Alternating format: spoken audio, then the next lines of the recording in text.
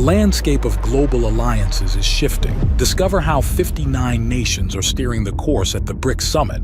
Thailand has formally applied to join the BRICS group of emerging economies. Malaysia is also seeking China's support for its bid to join BRICS. A significant development for BRICS today here in Johannesburg, South Africa, more than double its membership. A truly key meeting took place that will define the BRICS agenda moving forward. And at least 40 countries have shown interest in becoming the members, with 23 having submitted their applications already. Never has the task been greater for G20 leaders. Imagine a world where the old guard of global power is no longer calling all the shots. Sounds like the plot of a thrilling political drama, right? Well, what if I told you this isn't just a script but a reality unfolding right before our eyes? Could the mighty G7 and G20 be on the verge of losing their grip as a new player steps into the spotlight? Welcome to our deep dive into the dynamic world of international alliances, where the BRICS nations are rapidly becoming the talk of the town. As the 16th BRICS summit draws near, hosted in the vibrant city of Kazan, Russia, a staggering 59 countries have thrown their hats into the ring, eager to join forces with this burgeoning coalition. This isn't just a routine gathering, it's the pulse of a potential new world order vibrating with the promise of change. Each of these 59 nations, hailing from continents as diverse as Africa, Asia, and Latin America, sees a unique opportunity, not just for partnership, but for transformation. They aren't just looking to shift their diplomatic allegiances. They are aiming to redefine the very essence of economic and political cooperation. This collective enthusiasm suggests a profound dissatisfaction with the status quo and a hunger for a more balanced share of global power.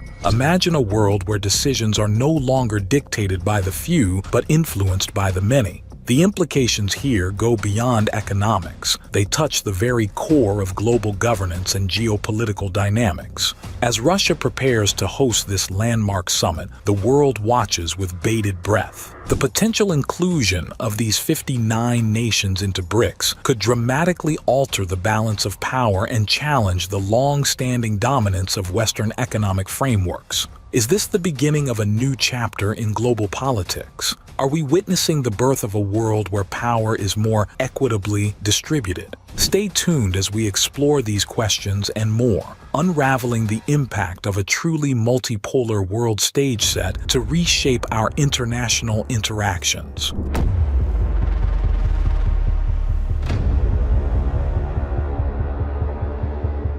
All right, let's zoom in on the main event coming this October, the 16th BRICS Summit. Imagine it as the season premiere of your favorite TV show, where new characters are introduced and the plot thickens. This year, it's not just any episode, it's a game changer. The BRICS Club is welcoming 4 new members into its fold: the United Arab Emirates, Egypt, Iran, and Ethiopia. This isn't just a mere expansion, it's a bold statement in the world of global politics, showing BRICS is more than ready to roll out the red carpet and expand its influence. Now, why does this matter? Think of BRICS as the rising star in a league dominated by seasoned players like the G7 and G20. By bringing in these 4 diverse countries, BRICS isn't just adding new seats to the table, it's bringing in fresh perspectives and strategic assets. Each of these countries holds significant sway in their regions and globally, making BRICS a more rounded, more compelling team. It's like adding all-star players to an underdog sports team, suddenly making them contenders for the championship. This summit in Kazan isn't just a meet and greet. It's a powerful signal to the world that there's a new way to play the game of international relations. With its growing roster, BRICS is positioning itself as a formidable counterbalance to Western economic frameworks. It's not just about being an alternative. It's about shaping a future where multiple voices contribute to global decisions, ensuring no one viewpoint dominates.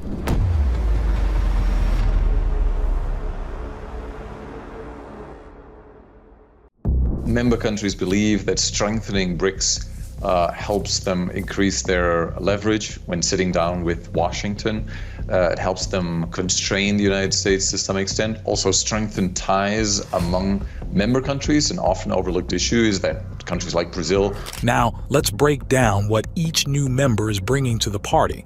Kind of like when you're assembling a dream team for a major project, and each new member has a special skill that's just what you need. First up, the UAE. Think of the UAE as the financial wizard of the group. With its towering skyscrapers and booming business hubs like Dubai and Abu Dhabi, the UAE brings serious financial clout to the table. It's like adding a top-tier investor to your startup. It boosts your credibility and gives you the financial backing you need to play in the big leagues. Next, we have Egypt. Control of the Suez Canal? That's a game changer. The canal is one of the world's busiest waterways, a global choke point through which a huge portion of the world's trade passes. Adding Egypt to BRICS is like securing a key piece on a chessboard, giving the group strategic control over a vital international trade artery. Then there's Iran, rich in energy resources. Imagine adding a powerhouse generator to your grid when you're gearing up to expand.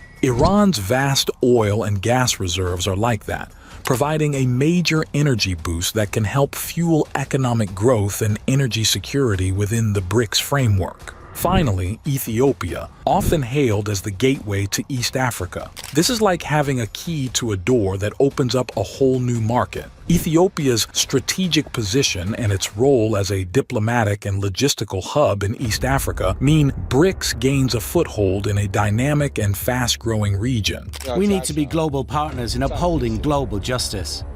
We need to strengthen strategic collaboration, practice true multilateralism, and promote the expansion of the representation and voice of southern countries in global governance. By weaving these unique assets together, BRICS isn't just growing, it's strategically enhancing its grid on the global map. Each member adds a layer of economic and strategic depth, boosting the bloc's overall strength and influence. This strategic expansion isn't just about making the group bigger, it's about making it smarter, more capable, and ready to impact global economics and politics in a big way.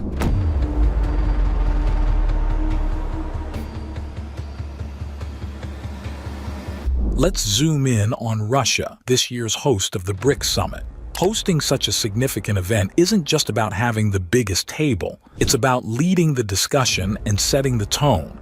Think of Russia as the captain of a sports team during a major tournament. It's their moment to rally the players, strategize, and showcase their leadership on and off the field. Russia is using this summit as a prime opportunity to flex its geopolitical muscles and cement its position as a pivotal leader within the BRICS bloc. By opening its doors to both new and existing members, Russia isn't just being a gracious host, it's strategically knitting a tighter web of alliances. This is much like a skilled networker at a conference who connects with key players, forging relationships that will pay dividends long after everyone has gone home. But there's more at stake here than just handshakes and group photos. Russia's aim is to weave these relationships into a robust alternative to Western-dominated groups like NATO and the EU.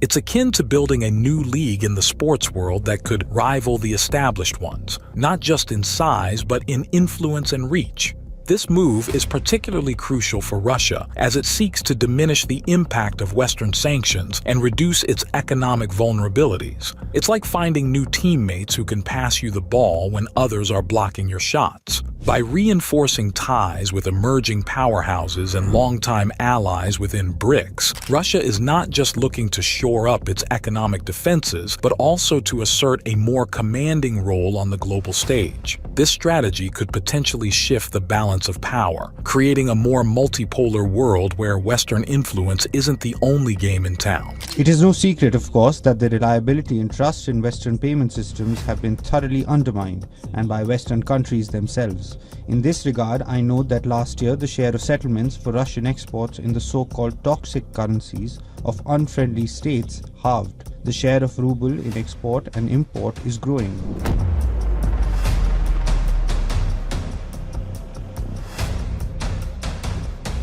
Now, let's unravel why a whopping 59 countries are queuing up to join the BRICS party. Think of it as if you've just discovered a new club in town that everyone's talking about because it offers something different from the usual spots. This club isn't just new and exciting. It promises a fresh approach to how business is done, which is exactly what these nations are looking for. These 59 nations, hailing from diverse corners like Asia, Africa, Eastern Europe, and Latin America, aren't just looking for new friends. They're seeking to diversify their economic alliances and reduce their reliance on the US dollar. Imagine this scenario like a financial portfolio. Just as investors diversify their holdings to manage risk and increase stability, these countries are seeking to do the same with their economic partnerships. They want to build a buffer against economic shocks that can come from over-reliance on a single currency or economic model, particularly in an era where geopolitical tensions can make economic waters choppy.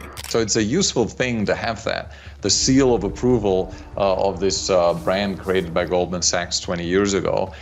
In addition, it gives you, as I said, it gives you greater leverage when negotiating with Washington. It allows you to get FaceTime, regular FaceTime with Xi Jinping. And not only that, I mean, over the past years, there have been at times up to 100 BRICS-related meetings per year. By aligning with BRICS, these nations are not just joining a group. They're signing up for a chance to enhance their economic sovereignty and stability.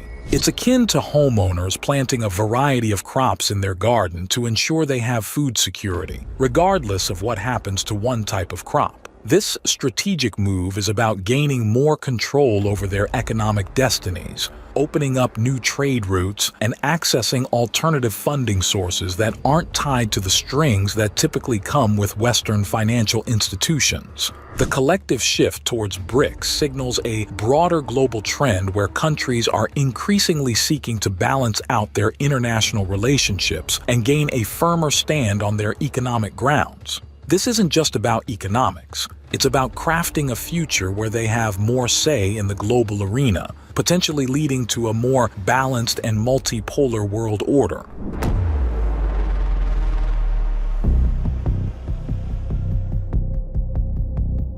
This brings us to a pivotal point in the BRICS narrative, the move towards economic sovereignty through the use of local currencies in international trade. This is a bit like a neighborhood deciding to use a local currency for all its transactions, to keep the financial benefits within the community and shield it from the unpredictable swings of a bigger external economy. The core appeal here for BRICS countries is profound.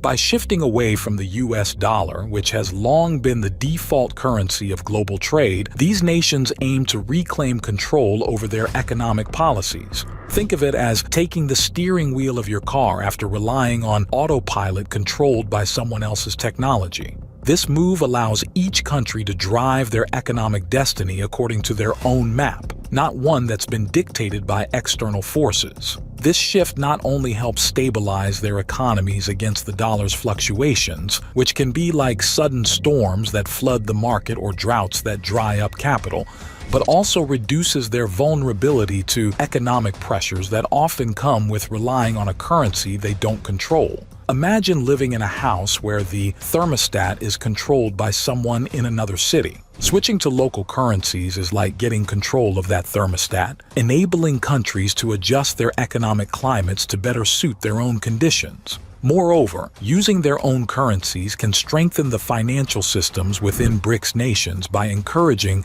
the use of financial instruments and services in their local markets. This can lead to a more robust economic structure, like building up your town's infrastructure so that it can support growth and withstand external shocks better. This approach doesn't just offer an alternative to the US dollar. It represents a fundamental change in how these countries engage with the world. They are not just changing the currency they use, they are shifting the power dynamics of global trade. It's about more than economics. It's about asserting independence, building resilience, and crafting a global marketplace that reflects a diverse array of voices and controls.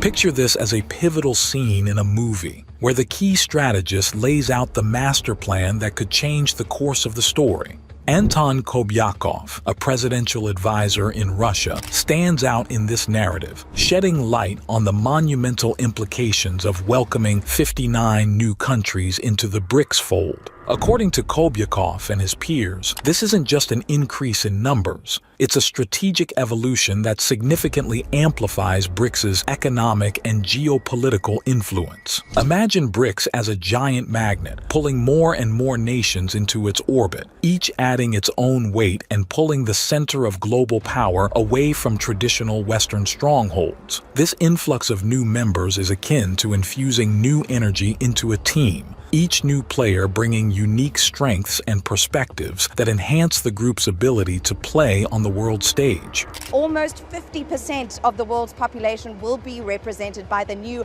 bigger group's party. Who knows what the new acronym will be? It may get to a point where it's impossible to have an acronym.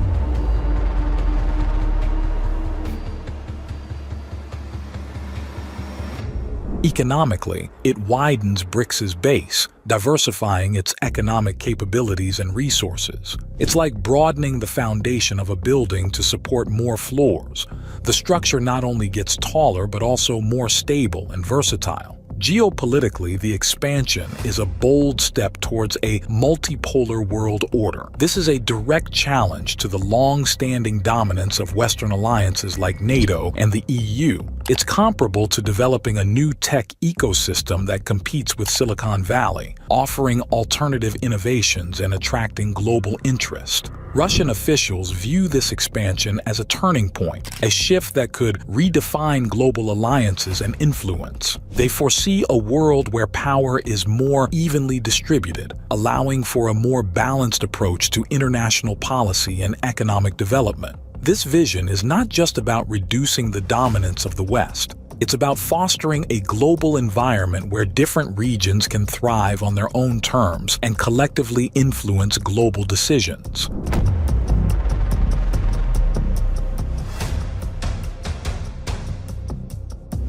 As we wrap up and look towards the 16th BRICS Summit, the air is electric with anticipation. Imagine we're at the eve of a grand finale in a thrilling series, where the stakes are high and the outcomes could change the game forever. With 59 nations ready to step into the BRICS fold, we're not just watching an expansion, we're witnessing the rise of a new powerhouse in global economics. This isn't just about adding new members to a club, it's about fundamentally transforming the landscape of international relations. BRICS is on the brink of becoming a major center of economic power, similar to a bustling hub in a network, pulsating with opportunities and potential.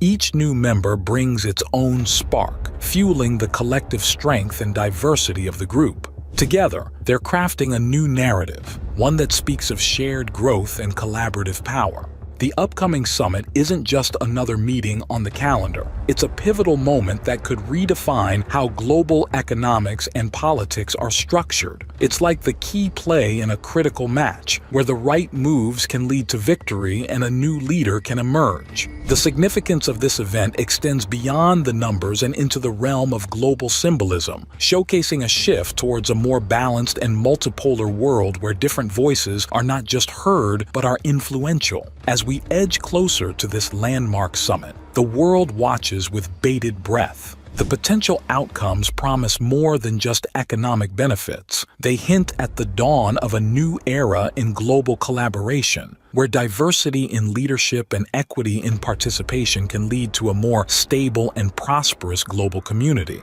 In conclusion, the 16th BRICS Summit isn't just a meeting. It's a beacon for what the future of international relations might hold. As these 59 nations join hands with the existing members, BRICS stands on the precipice of a new world order, poised to challenge the status quo and inspire a global community that values cooperation and mutual respect over dominance and unilateral decision-making. The road ahead is as promising as it is demanding, and the entire world will be watching as this dynamic bloc reshapes the future. Let us know what your thoughts in the comment section below, and to watch the latest geopolitical news, watch this video here.